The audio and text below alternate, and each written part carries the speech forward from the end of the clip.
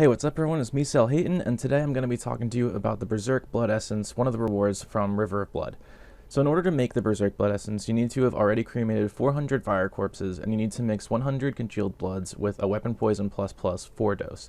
So what this does is it will boost your stats in the relevant style based on your main hand weapon by 14% plus 2. So at level 99, this will be a 15 level boost.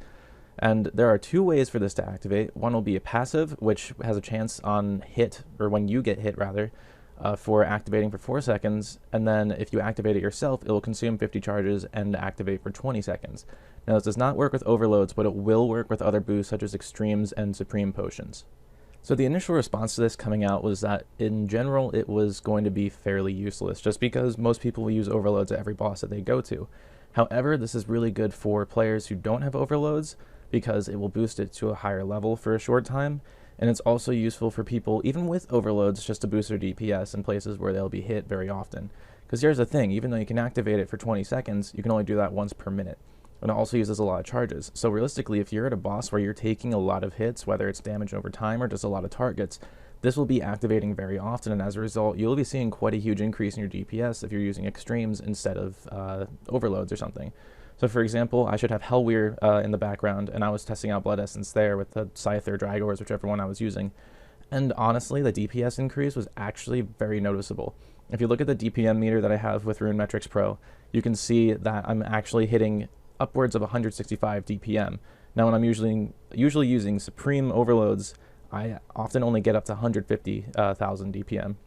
So it is a pretty notable boost. You may not notice it immediately, and it may be a bit of a trade-off compared to using a Scrimshaw Vampirism, for example. However, this works with all styles, so if you're using range or magic, this will also work very well. And it's just very useful. It's really not as useless as people thought it was in the first place. Like, I even thought it was useless, but then I decided to try it once I heard it stacks with other boosts. And honestly, anywhere that I'm not going to be needing a Scrimshaw Vampirism, I'm finding it a lot more useful. I may try it at next. I haven't done so yet, just because that's probably going to help a lot with Blood Phase. Only problem is next reduces your stats. That's one of the other downsides too. If you're at a boss where it can reduce your stats, you are not going to be noticing it as much, and you're just going to have to use the potion a bit more. So it's really a situational thing. It's a very niche item, but like for bosses like God Wars 2, I find it very useful, except for Grigorovich, just because you already take a lot of damage as it is. And the only other downside I see to it is, I'm not sure if it's a bug or if it's intended, but whenever it boosts those relevant stats and it resets after the boost is over, it brings your other stats down to 99 instead of where the boost was sitting at with the potion. So for example, if I'm using, let's say I'm at Dagon of Kings, which is where I noticed this. So I was using magic, range, and melee. So when I had the boost active for melee, after using an extreme War Master potion, which boosts all of your stats like an overload, after it wore off, I noticed that my attack and strength were still at 115, but my range, magic, and defense even were all down to 99 instead. So I ended up getting hit more. I noticed that my damage was lower overall, and that's one of the cases where an overload is better. You want to use overloads in anywhere that you're going to be hybriding, and you don't want to lose those stats. So yeah, that's about it. Just a little short informational video telling you that this is kind of useful.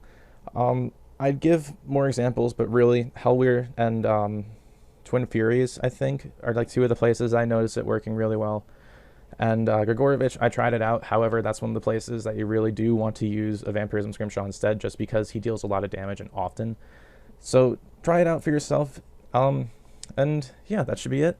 So enjoy using your Blood Essence if you decide to. If not, don't worry. It's really not that big of a deal, and it's pretty cheap as it is. So yeah, have a great day, happy escaping, and I'll see you later.